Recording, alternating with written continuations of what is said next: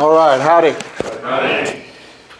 Thank you all for having me. I was telling some earlier that some of the presentations I do, this is a lot more fun group to do a presentation to talk about our company and some of the things about A&M. So thanks for having me again. Got a couple from our company here. Christine Thorpe is here, works for EP Energy. And then Bill Berg, who runs our IR department. So I've been, I guess, in my mind, an Aggie probably since I was about 5 years old. My brother was a civil engineering, graduated with a civil engineering degree, but was at A&M in the Corps. And I'd stay with him in his Corps dorm back when I was really young. And so it was pretty clear where I was going to go to school. So I then went and graduated in '88 with a petroleum engineering degree. I've got a daughter there right now studying petroleum engineering. I've created a new term. She's a red shirt junior. So she's slowly making her way there. And then I've had, I guess, 2 nephews and a niece graduate from there. So we got a pretty good connection back at A&M. I was there on campus. I'm on the Petroleum Engineering Industry Board, so I make it back at least quarterly for those meetings. And then to go see my daughter, we get back. So we all went and saw the Ole Miss game, which was fun up until the game started, and felt like a pretty low, but I think yesterday might have been even worse. So hopefully they can use this week off to really get things back on the right track. We were talking at our table, if we can win 2 of the last 3 SEC games, we have the same record we had last year with Johnny, 8-4, and 2 of those games are back at A&M. So we'll see. Some lows and highs during the year, but maybe still an okay season.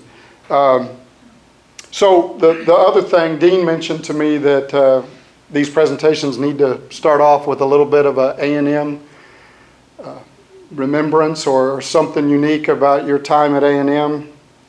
So again, when my brother was there, he was in the Corps, so I wasn't really familiar with the dorms. I grew up in Corpus Christi, and so I had signed up before I started to stay in the Commons, and air-conditioned, nice dorms, you know, and I didn't realize the competition for that, and so I would tell everybody, well, I'll be living in the Commons and all that. So I get a letter in the mail that says, I can't remember if it was Aston or Dunn, but you're going to live in this one, and you've been over-assigned. And I thought, what does over-assigned mean? So I get there, and that meant there are 3 of us in a room, but it wasn't a fair deal that equal opportunity to have to leave. I was the one that was leaving. But it was that I would just be there till they figured out other dorm space, and then I would be leaving. So I ended up at Purrier. And so my personality was not quite the Purrier personality, I don't think. The nickname, the Purrier Playboys, unair-conditioned dorm. It's no longer there. So whenever we're on campus for games, there's a real nice new building standing where I was at. And I lived there 3 years of college. The last year, a friend of mine, his dad bought a place because he had a younger brother coming and to move off campus. And he told me and a couple other guys from Corpus that had lived there the whole time, you know, y'all come live with me over at this other deal. And it was right by the sorority houses and all that. And we thought, oh, this will be great. And then he told us what we were going to have to pay. And we all said, no, you know, sorry, we'll just stay here because all we can pay is what we've been paying at Purrier, which was pretty darn cheap. And I think he reluctantly went back to his dad, and his dad said, well, okay. And so we paid Purrier rent to go live a pretty good style the last year off campus. But all good memories there for sure. So I'll get started now. This slide just points to the fact that I'll be making some forward-looking statements as I walk through some of our EP Energy story. So my first slide is our strategy, and the reason I have it up there is EP Energy came from the oil and gas portion of El Paso Corporation. So we're not a brand new startup company per se. We were the oil and gas piece of El Paso, and that got sold off, that I'll get into later, and we needed to change the name. But the company, a lot of the people and the assets have been around or have roots in El Paso. But a lot of us came over to the company in 07, late 06, 2007 timeframe. And we put this strategy in place that was around investing in repeatable, low-risk programs that had significant inventory of future drill wells. That our execution strategy was going to be around being as efficient a driller and completer of wells as we could be, since we had so many wells in inventory, that the expectation should be that we would get better and better while drilling those every time. And we built that into a bonus system in the company. The bottom two items, the focus on assets that fit. The problem with this strategy, it was a really good one when we put it in place in 07, but we really didn't have the assets that could live up to that strategy. But we knew that, and we were on the look for the right set of assets that would allow this strategy to be as effective as it could be. And then the bottom corner was foster a culture of high performance, high energy, and growth, to where people worked on their part of their job like they owned that piece of it, and that we had a lot of good, challenging, professional conversations among team members to get the best recommendation. And that was a little bit of a different culture than what existed at El Paso on the oil and gas side when we got there.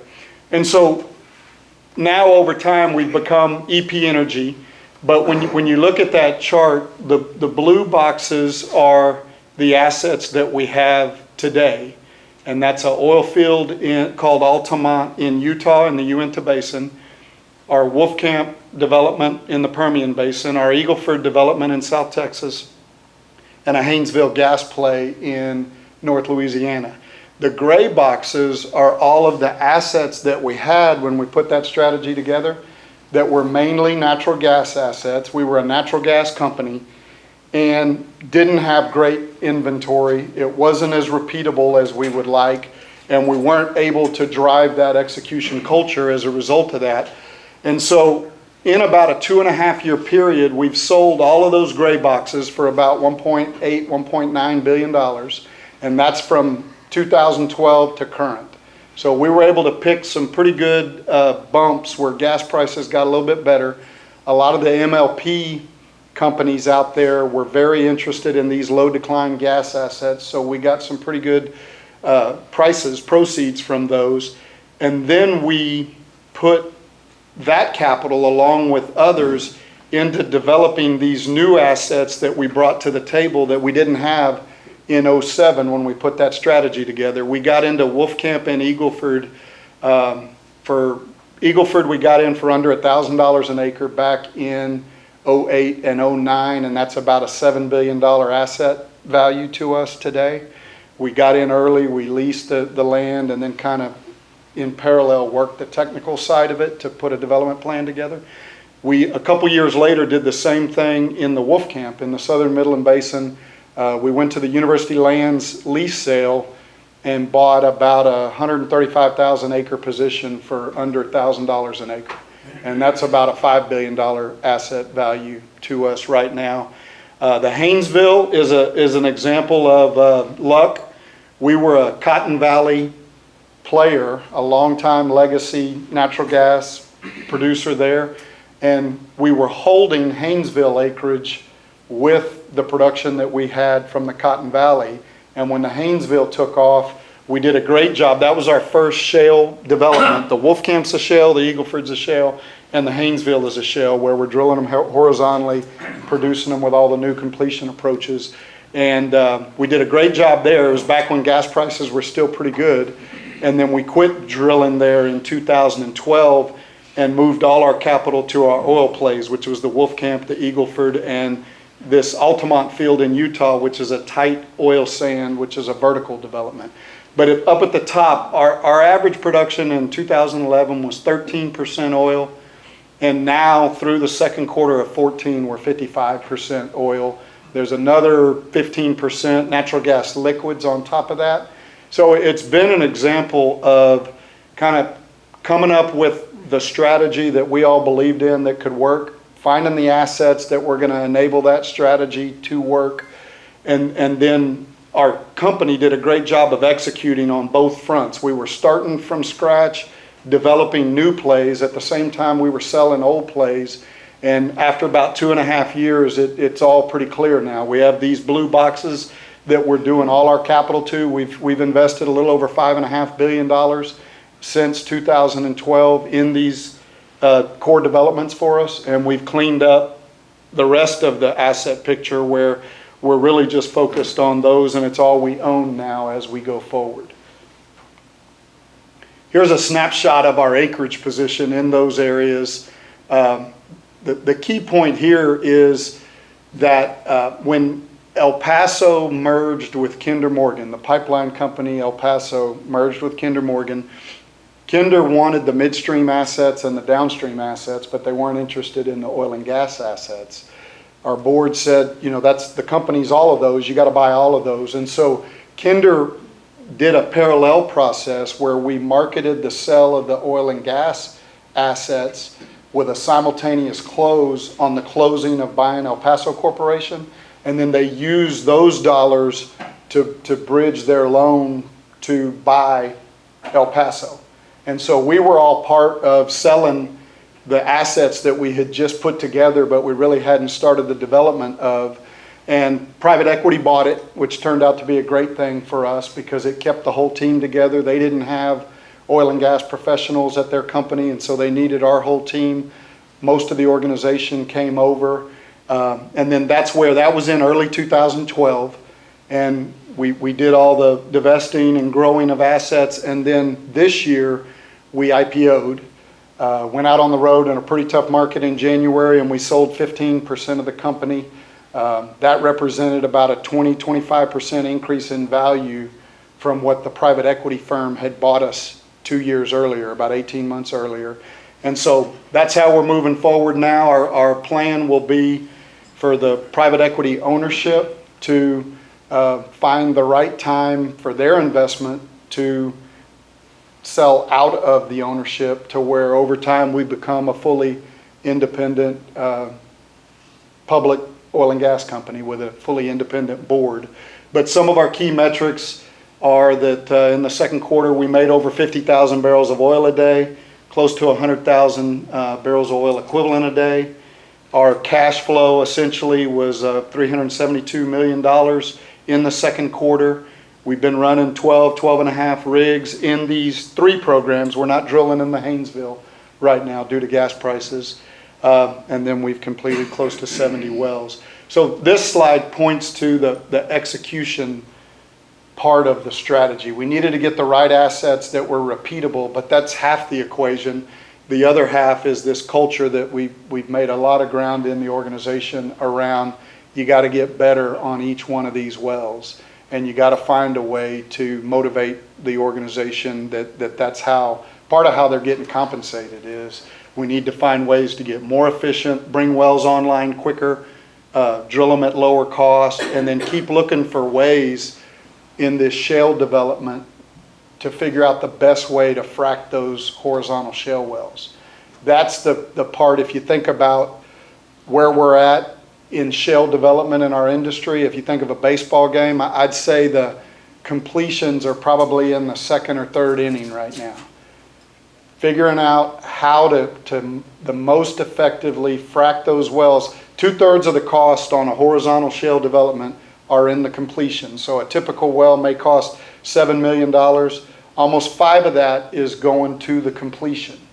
And these wells have great economics, or a lot of these shale plays do, but we're recovering as an industry somewhere probably between 6% and 15% oil in these shale plays right now with the completions that we're doing. So 95-85% is getting left in the ground. And the more effective you frack these wells, the more recovery you're going to get, and it's going to enhance the economics even further.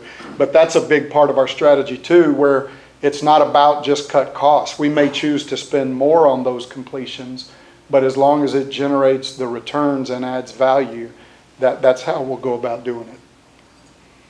And then there's a snapshot of kind of the growth of our oil production since 2011, where we've gone from 12,000 barrels of oil a day through the first half of this year up over 50,000 barrels a day. And again, those are with assets we weren't spending any capital in, and in most cases didn't own back in 2007. So now we've got long-term oil volume growth. Our cash margins have improved from about $18 a barrel oil equivalent to close to $45 a barrel oil equivalent right now. So pretty strong growth and a strong outlook for the company. Here's a snapshot of the different areas that we're focused on. I think the key reason we put this slide up is that they're pretty rural areas. They're where there has been past oil and gas development by our industry, so there's some infrastructure in place, and they're pretty regulatory friendly areas where we're able to feel comfortable with a long-term significant capital investment in these areas, and that will allow us to keep growing value. So I'll go through these slides fairly quickly, but the Eagle Ford is our top asset. We've grown the volumes, as you see there, from about 10,000 barrels a day back in second half of 2012 to where now our net production is pushing 35,000 barrels a day. We've drilled somewhere around 300 wells in that time period. We've got 5 rigs running. It generates a 60% before tax return on a $95 oil price. So I got a slide in a little while. Clearly we're not in a $95 oil price environment anymore, but the break-even price here is about $50 a barrel. So it points to our industry. I've been seeing it in the Houston paper that, you know, we've got a little bit of a where oil price is going to go, but these best shale plays, there's going to continue to be activity there. Their break-evens are very low. Companies may choose, depending upon many factors, to lower capital, which would slow down some of the development. But it's really a great asset. Some of the things we're focused on down on the bottom is further down spacing, which would add even more inventory to that position.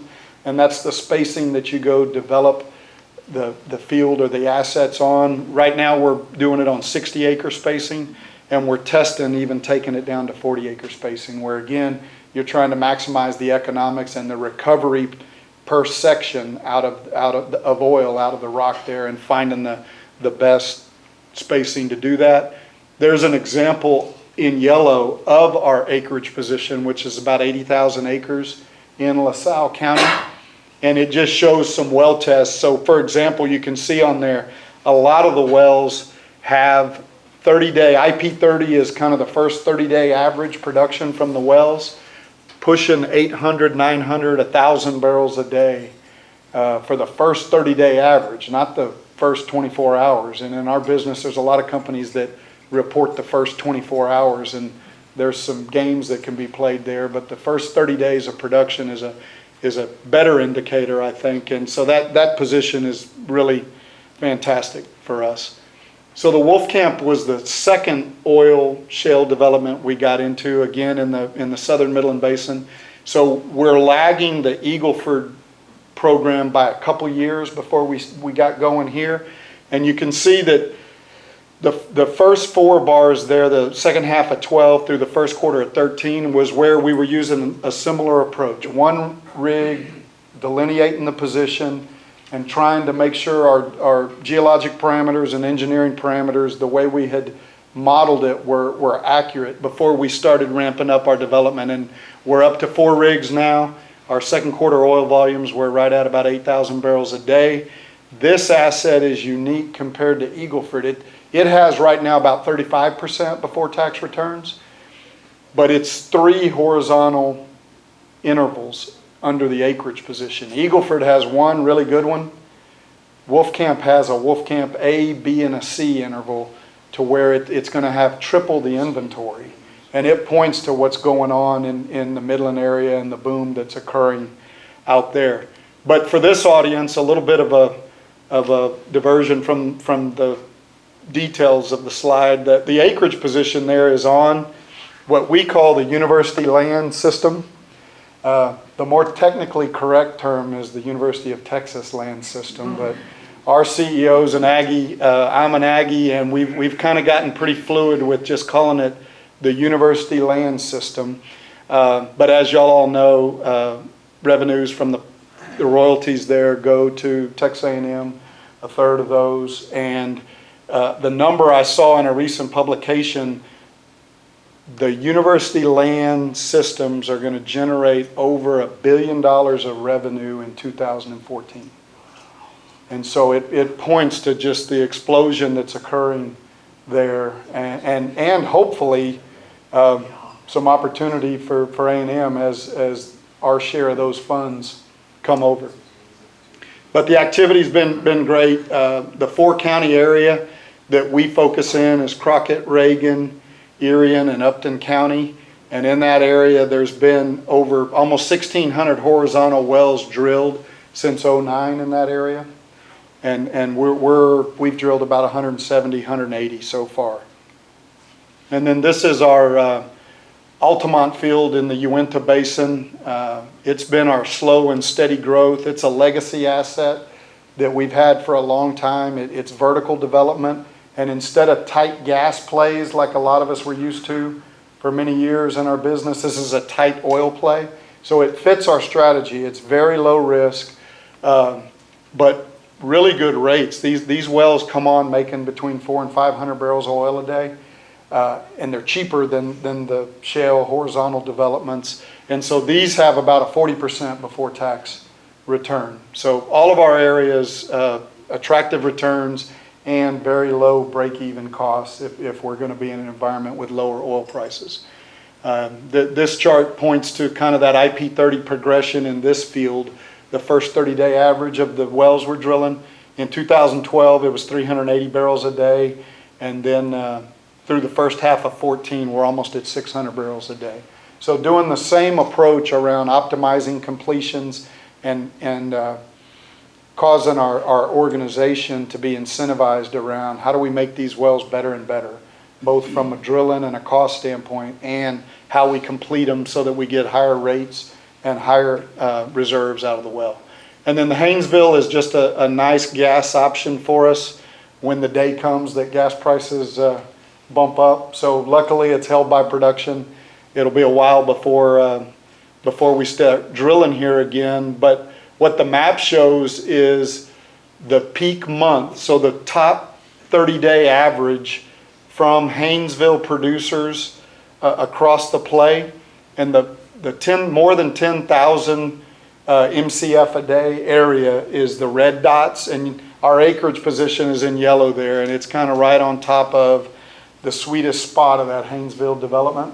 We grew volumes when we started drilling here. In a 2.5-year period, we went from 0 to 500 million a day gas volumes in this play. And we were drilling and completing the wells for about $8 million. And then once we got it all held and gas prices dropped, we quit drilling, and it's been declining. But as you can see on there, that at $4.50 gas, it generates a 47% IRR, and at $4 gas, it's about a 30%. So because of where our acreage is, it's still pretty attractive economics. The financial side of our business is very important. The private equity firms that bought us on a typical private equity model where there's a pretty high level of debt. And so that's where all our proceeds went when we did the IPO of 15% of the company, to pay down our debt so that we could compete with other public oil and gas companies. So we're pretty conservative by nature. We have very solid commodity hedge positions that I'll talk about here in a minute. We very much watch our costs for the benefit of the returns and so that we're not outspending. We've got about $2 billion of liquidity at the end of the second quarter, and then we're always working on things that are going to enhance our net asset value by adding more inventory and improving the performance of these wells. This slide's in here only consistent with what's going on in commodity prices right now. Oil had been running in the 95 to 100, West Texas Intermediate, 95 to 100. I think this morning it was 82 or $83 a barrel. What it shows is on the boxed in area for 2014, we had about 90% of our production hedged, our oil production hedged at a floor price of almost $98 a barrel. The average for 14 is going to be somewhere around 96. So we'll make a little bit of money on our hedges in 14.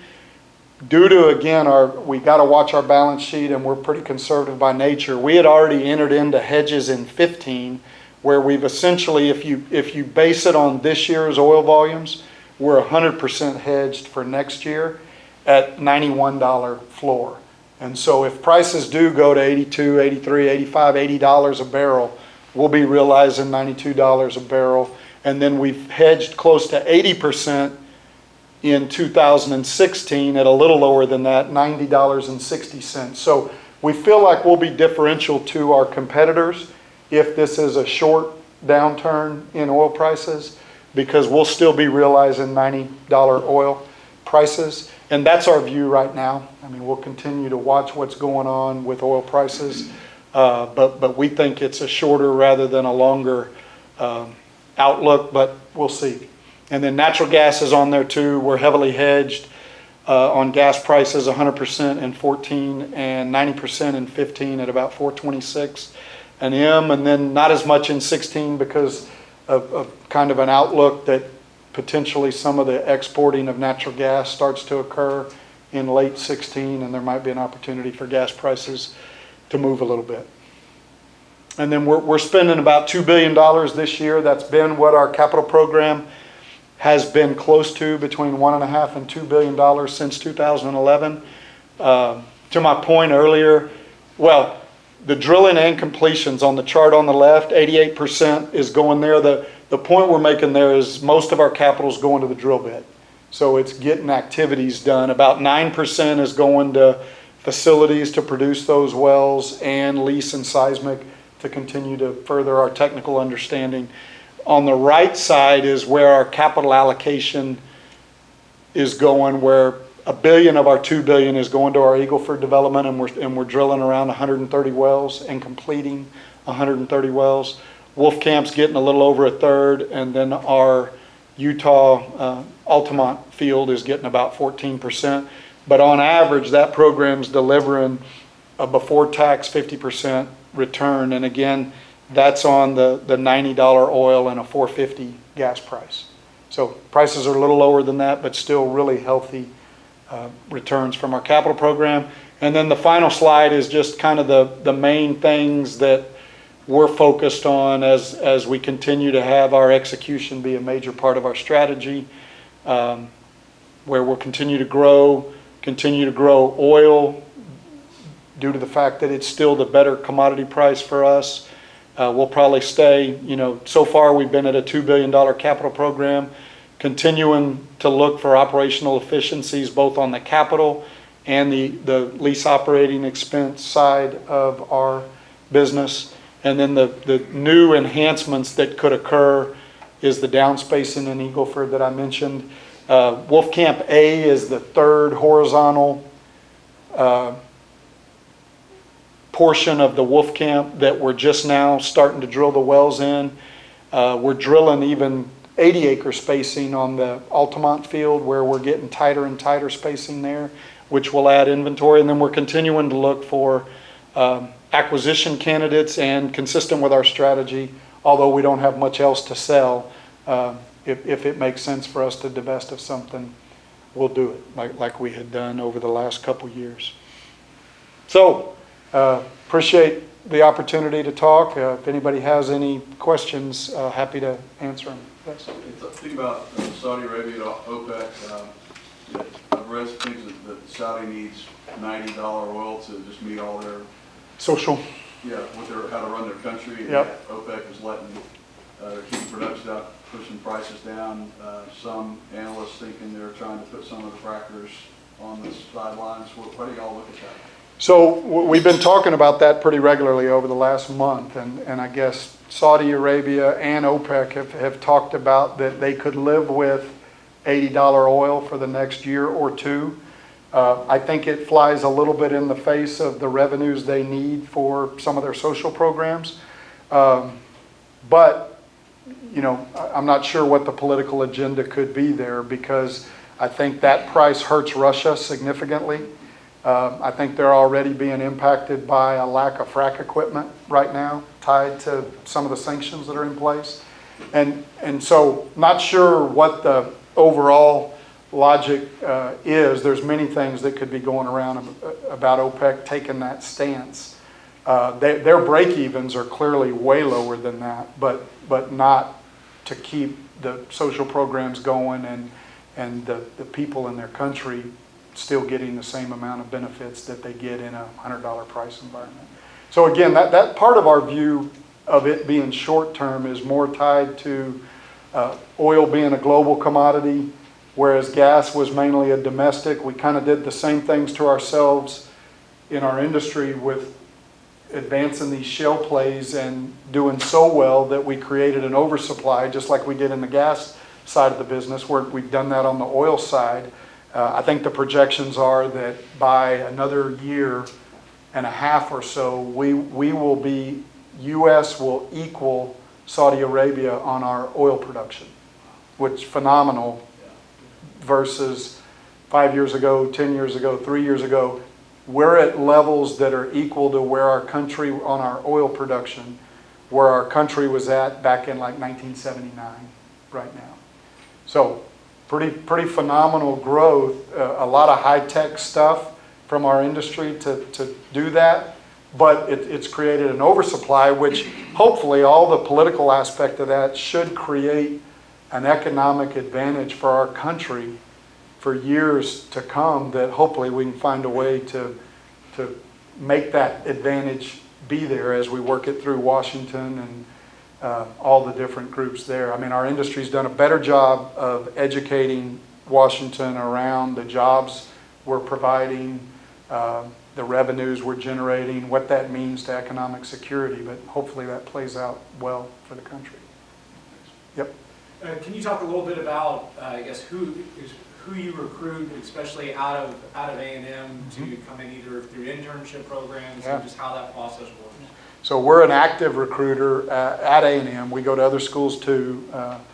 That part of our organization reports up through me, and I'm pretty biased towards A&M, so I'd be the one that would go give the presentation on campus at A&M. I don't have as much time to do that anymore, but we go to 4 main colleges. We've been hiring about 10 petroleum engineering students a year for full-time jobs. We never backed off when there's been dips, because we feel like we've been getting the top students out of those 4 universities. They're A&M, Colorado School of Mines, Tech, and UT. And so we've kept the program going, and it's really impressive with the kids, maybe all along, but they're really bright. They got a lot of work experience, and they come into our organization. We do a 2-year training program where they rotate each 6 months through the main disciplines of an engineer in our business, whether it's drilling, completions, reservoir, or production. And they really come out of that program hitting the ground running. They're full of energy, they're very smart, and they rise now into levels of importance in the company much, much faster than kind of the pace when I got out of school. And I think it keeps advancing. What's the retention rate on those people? So it's a good question. We talk about it all the time. In our engineering program, it's about 50%. So over a 5-year period, we're keeping about 50% of the engineers we hire off campus. And we think that you're going to lose some. I mean, they take advantage of our training program, but that's okay. I mean, nobody's doing anything wrong. We go get the top graduates out of the different schools, and they come, I think, because of how we're going to train them. And then it's on us to provide an environment and job responsibility that keeps them. And we keep looking for ways to improve that percentage. We haven't done as well on the G&G side of our business. We have a similar program on the G&G and the land side. Land, we've retained about 60%, but the G&G piece had gotten as low as 10%. And so we're trying to revamp that program. The whole G&G technical work experience in an oil and gas company seems a little bit different today with these shale plays than what it used to be. It's not shoot big 3D seismic and go drill 10% chance high-risk exploration wells that had a lot of science to them. A big part of it is steering these horizontal wells and making sure you're staying in the lateral so that you go get the best frac or completion on them. And sometimes some of that group feels like they're more technically advanced than to be doing that kind of work. And so we gotta figure out a way in our industry to make sure we engage the older group that has had a lot more experience in a different aspect of exploiting assets and see the value generation that comes from these shale plays. And then the new group coming in, we're having a debate internally around, do you still need to only hire masters, geology and geophysical candidates, or should we be hiring undergraduates? Because kind of that initial role is all about steering wells and making sure those horizontal wells are staying in the lateral, and maybe you don't need someone as highly trained as a master's candidate for that. Yes? Clay, thanks for coming. A couple questions on oil and gas prices. You talked about Haynesville, Yep. $4, $4.50 as being an attractive Yep. rate.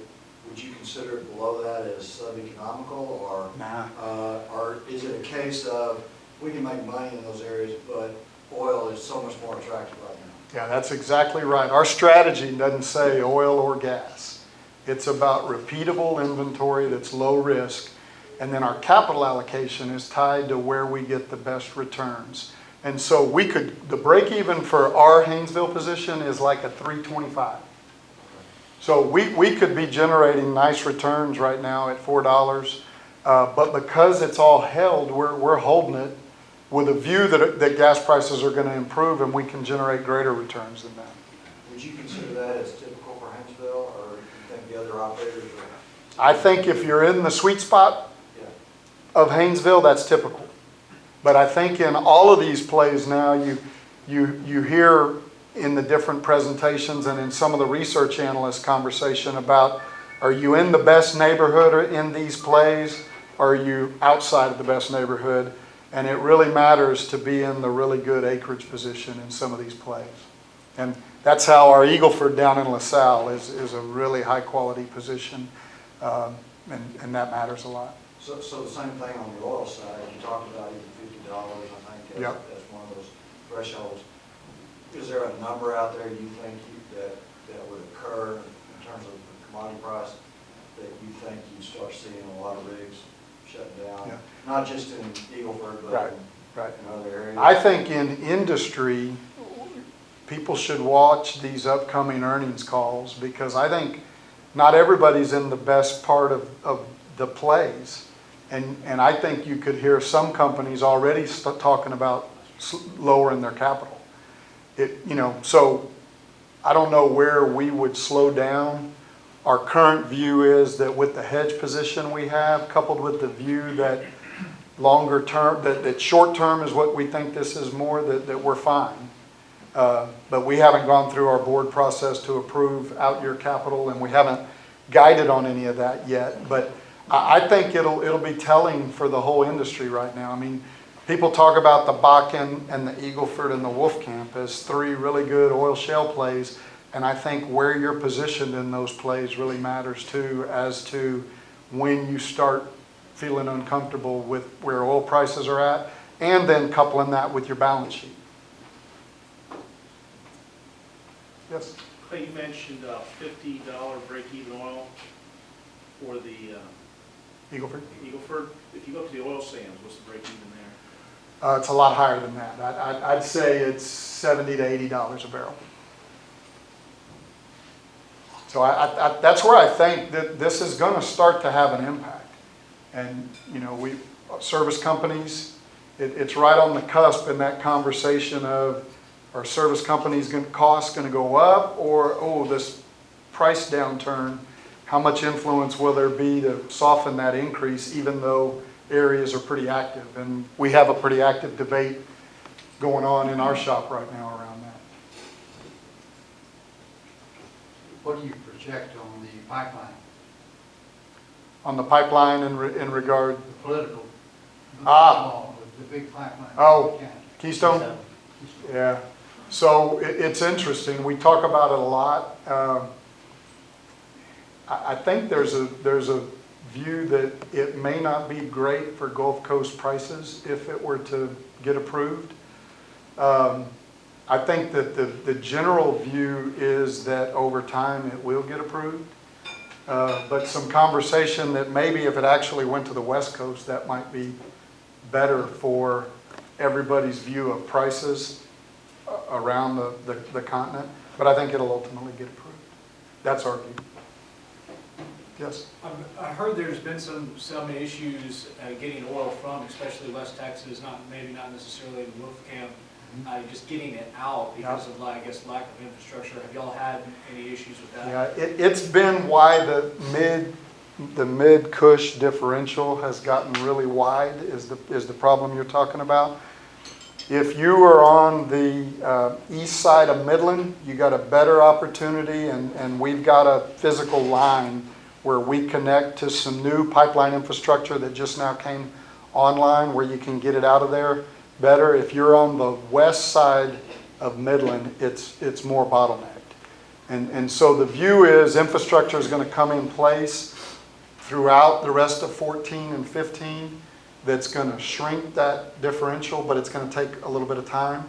And where you're positioned is going to matter on your netbacks. So does that determine how y'all are, I guess, where you're drilling and how you're developing the land, or are you developing regardless? So our original acreage position pickup wasn't determined by that at all, but our marketing group is side by side with our technical teams around making sure we can get the product out and what is the price we're going to get and how do we maximize the netback prices that we will get. So that whole conversation and being proactive to be able to get it out has been part of our plans all along. So it goes side by side with the development of the different acreage positions. Have y'all had any of the same issues in the Eagle Ford, or is that infrastructure? It was similar.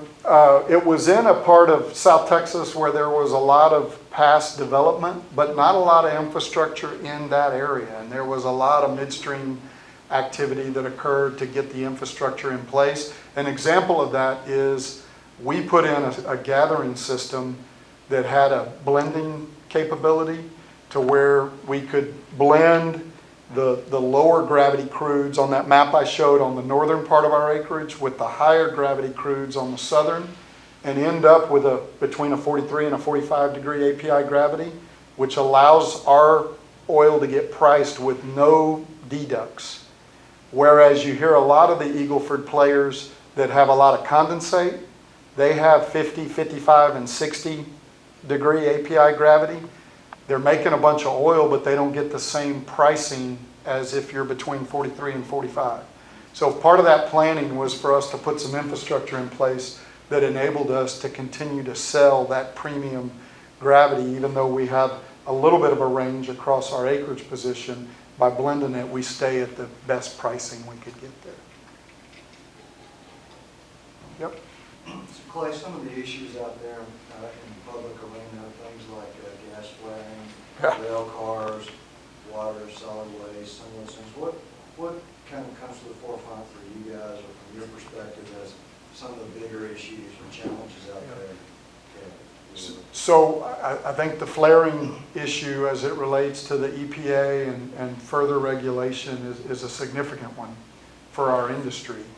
It's kind of the nature of a new play that needs new infrastructure that you're going to have a lot of flaring early, which is what has occurred in the Eagle Ford. There was a recent set of articles in the San Antonio newspaper, and I think the Houston Chronicle showed it too, all the flaring that is occurring. And clearly the driver of an oil and gas company right now is get your oil volumes sold, because they're so much more valuable than the gas volumes are. But our industry has to be good stewards around that and making progress to get the infrastructure in. You get incremental revenues by getting that gas sold, and you're not flaring, creating fodder for these groups. An example in our play, we were flaring a pretty significant number early on. We saw it, and we went into about a 4-month development with a midstream company where they were going to come and put in a lot of equipment that would cost us appropriately. The economics were good, but that cut our flaring by about 60%. And that just went in the third quarter of this year. And so it's and we had a similar circumstance in the Wolf Camp where the infrastructure wasn't there, and you find a way to get it all sold. You got to spend some money. You do pick up incremental volumes, but it's the right thing to do. And so hopefully our industry has to keep aware of that. Not as significant of that, but maybe even more damaging is what's going on with traffic awareness across the Wolf Camp, around the Permian Basin, and down near Eagle Ford. The number of fatalities and accidents that are occurring is going through the roof compared to what the statistics were before the oil companies showed up on these shale booms. So it's another example of, we should be combining together as an industry to bring more awareness to driver safety, et cetera, to cause that to get better for the right reasons. And then secondly, because it's just going to be a black eye on the industry that all that is occurring. Yeah, you've created jobs and all that, but look what else is happening there. So I think that's another big issue that we're trying to focus on. I think the regulations around how we frack wells, I mean, luckily we're in places, maybe the one of ours that isn't as maybe clear it is right now is in Utah compared to assets in Texas and Louisiana. But, there's a vote, I guess, November 4th in Denton County around banning fracks in the Barnett Shale there. And it'll be interesting how that vote goes. And you hear some say, well, it won't really impact much because there's not that much drilling that needs to occur there. But the bigger picture will have an impact. It'll set the precedent that even in Texas, in the backyard of the oil and gas industry, they were able to get something approved that banned fracking. And so our industry is trying to do some things to get the awareness out and have that not be the case. But that'll be a negative if that gets approved. I thought they already voted on that. I think what happened was the city council, they had a few choices they could make, and they took the choice that said it would go to the voters on November 4th, is the way I think They it let is. it go to referendum. Okay. I just remember being at an IPA luncheon and they were talking to us Mhm. that next week, so I didn't realize that was the. Yeah, It's just inside the city limits. that's right. So that's the point of, I don't think it'll impact a lot of wells, but it'll set the tone a little bit for that. And because when you look at the statistics of the multiple studies that have been done on fracking and contaminating of the water table and all of that there aren't any clear examples of it creating the problem when you've done the right regulatory precautions to make sure it doesn't. And so again, as an industry, we got to make sure we're really being careful there so that we don't kill the golden goose or whatever with what has happened with fracking and how it's turned these plays into economic plays that have years and years and years of inventory. How about water? Is that an issue? Yeah, water's an issue. What was the stat I heard the other day that was surprising to me? It was that in Texas, I think the breakdown of water usage is 60% is for agricultural use across the state. 10 or 15% is the oil industry, and residential and like golf courses is like 25% of the water use.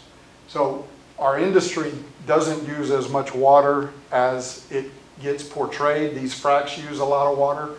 We have done things, we're recycling water in the Permian Basin right now to where we reuse the flowed back frack fluid so that we're being good stewards, and we're testing that right now in the Eagle Ford. So I think that's another example of our industry's got to realize that that's the right thing to do, and we got to use our technology to find better ways to reuse that fluid, but get the facts straight.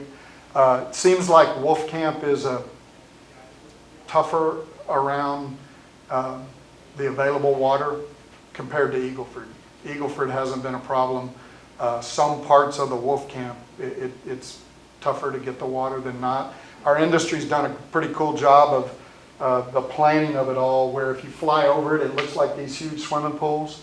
But we build these ponds that we then drill water wells in and around a group of wells that you're going to frack, and you fill up the ponds with the frack fluid, or the water for the frack fluid, so that when you start fracking, you can be as efficient as you can be on how many stages a day you're doing, and you're using the water from those holding ponds that have come from multiple sources and accumulated it there. But I think we have time for one more. Sure. I wanted to ask, combining some political and some market things, you talked about natural gas being more of a domestic commodity, but probably growing into a more global commodity. You've got $4 here and $18 in Europe, and do you see that normalizing globally over time?